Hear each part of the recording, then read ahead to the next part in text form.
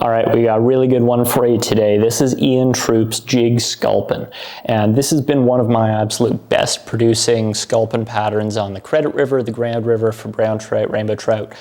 Works well in steelhead, use it for bass, and I think once you tie it down to small sizes, it's actually a really good crayfish imitation as well. We don't talk about crayfish in a trout's diet enough. They are a major staple food source for them, and especially small crayfish definitely fit into their diet. But we all know trout love sculpins, so shouldn't need any convincing to fish this one. I'm going to tie a bigger one here. This is a size 6. This is a size 6 Hanak Jig Champion. You can even tie this up to size 4s. At that point, you'll need to go beyond the realm of a Hanak, so something like an Ahrex 90-degree jig hook in a size 4 is great.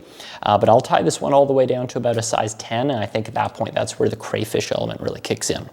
For the bead on here, you want something heavy. So this is actually a 5.5 millimeter tungsten bead in a copper. I pretty well just tie this one in a copper bead, and this is actually not a slotted bead. This is just a regular countersunk bead, but you'll see it's so big that it actually wraps around that jig eye, or the elbow turn, pretty well, and I find has no trouble inverting. So I don't mind using just a regular old bead on this one.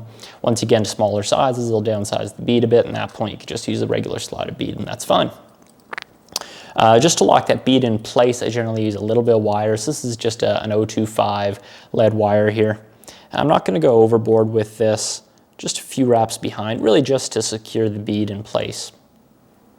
And the reason that I'll just break off those tag ends there, the reason that we want to tie this pretty heavy is that sculpins live belly to the bottom on the rivers generally. They're right in around the rocks and stuff. And the way I like to fish this fly is almost think about dragging it along the bottom like a sculpin just sort of skirting along the rocks. And so I want this bead to keep me right in around the bottom. Now for thread, not super finicky. Usually I use like a dark brown or a black. This is a 10-aught in a Vivas. And I'm just going to start that thread behind those thread wraps there and then go over that lead just to lock it in place a few times. Doesn't have to be super pretty. And for the tail on this, it's going to be rabbit. I should mention on my smaller ones, I'll use pine squirrel. So when I get down to like a size 10 or so, just a little natural sort of brownish pine squirrel is great. But this is a rabbit zonker, just regular cut zonker. And this is a grizzly color. Anything in sort of that mottled gray brown realm will work well for this. So sort of ginger or a barred brown or anything like that is good. And for length, I want to tie it so that the hide is probably about a shank length or even a little shorter, just coming off the tail here, okay? Not super long. And what I'm going to do is I'm just going to sort of imagine where that's going to be placed off the tail, and then I'm going to measure out a full shank length of hide beyond that here. So I've got a good chunk measured out. Basically, if you think about this like tying a regular zonker style fly where you'd start that hide right at the bead or the cone or whatever and then have it flow off the back, it's about the same proportions, except we're going to do something kind of sacrilegious and funny here, which is we're going to flip this thing over. Because this is a jig, it will invert, and we want those hairs facing upwards so that the fish actually see them. And I'm going to tie that whole strip down right along the body. So yes, I'm catching in all those hairs, matting them down on the underside. That's fine. That's going to give us some good profile. So that's the tail. That might even be a touch long. I'm going to shorten that up just a bit. You don't need a giant profile here. That's good. Now, if you really want to get a little more action in your rabbit strips, we can actually do, definitely don't have to, because you can come in carefully and trim down the hide just a touch on the sides. Being careful not to cut the hair too much. So I've sort of tapered that into a point, taken out a little bit of hide, left most of that hair, and that'll just give it a little more motion. Now the way Ian ties this, Ian is definitely a fan of quick and down and dirty flies, which I love too, but I just can't sleep at night with a bare shank like that. So I just rip off a little pinch of that hair from the rabbit strip there, make into some dubbing. I just loosely dub that onto the thread here, just to cover up all that shank. So bring that back to the back here, and then just loosely cover up that shank. Just looks a little better, gives me more confidence fishing this thing. So that's our tail and our body. Coming along really nice.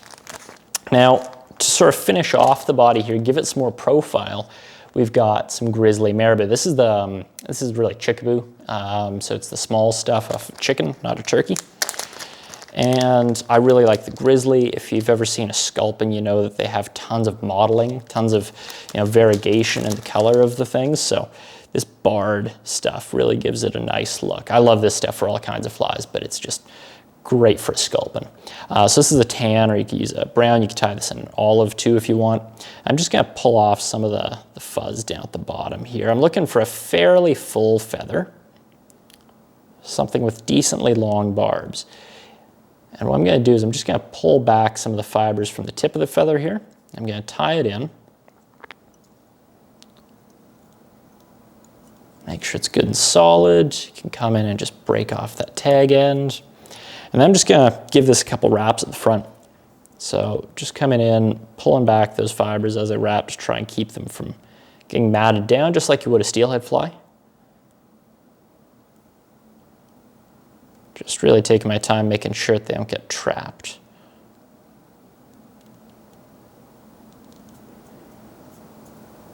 And this is going to be a pretty full looking fly, almost overly so. It's going to look really fluffy once we're done. You got to remember that this marabou is going to get matted down in the water. So I'll just catch that off there. Or not matted down, but it's going to slick down. So it's going to have a little less profile than what you see here once it's wet. But sculpins also have a really pronounced bulky head to them.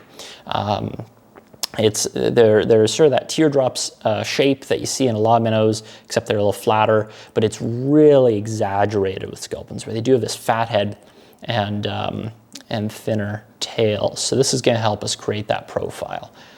So that's a nice collar there. What I do on some of the smaller ones, if I'm tying these small, is instead of trying to palmer it and get the right length, because sometimes it's not quite the right length, you can just take a little clump of this stuff and just tie it in a couple stages around, and that works too if your feathers are too large, or even if they're too small, you can kind of cheat and create a little more bulk by tying these in long, even on a big fly. So that looks good to me. And the last thing that we're going to tie in here is, and this is a simple fly by design because you're going to lose a lot of these being amongst the rocks. The last thing, which I think is really a nice trigger, is some orange legs. So these are the Loco legs from Hareline. So really popular for saltwater stuff. You could use whatever you like, but I like a square cut silicone leg instead of the round ones for this.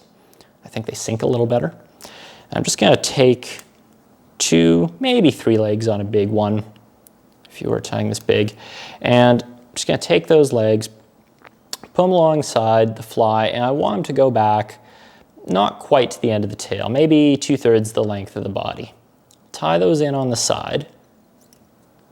You'll see if you look at a lot of sculpins, it's pretty common for them to have a little hint of orange in them. They're usually grayish brown, and they'll have these little bits of orange, and they have pretty pronounced pectoral fins, those fins that come off their sides. And this, I think, is going to help create that pectoral kind of effect. And again, if you think about crayfish often have just a little hint of orange or something on them.